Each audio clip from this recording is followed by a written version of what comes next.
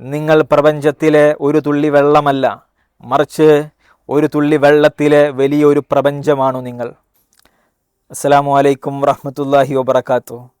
മനുഷ്യൻ്റെ മൂല്യനിർണ്ണയത്തിന് പല മാനദണ്ഡങ്ങളും ഉപയോഗിക്കുന്ന പുതിയ കാലത്ത് അധികാരവും പത്രാസും പണവും എല്ലാ മനുഷ്യൻ്റെ മൂല്യങ്ങൾ നിർണ്ണയിക്കുമ്പോൾ യഥാർത്ഥത്തിൽ എല്ലാ മനുഷ്യനും ഭൂമിയിൽ മൂല്യമുണ്ട്.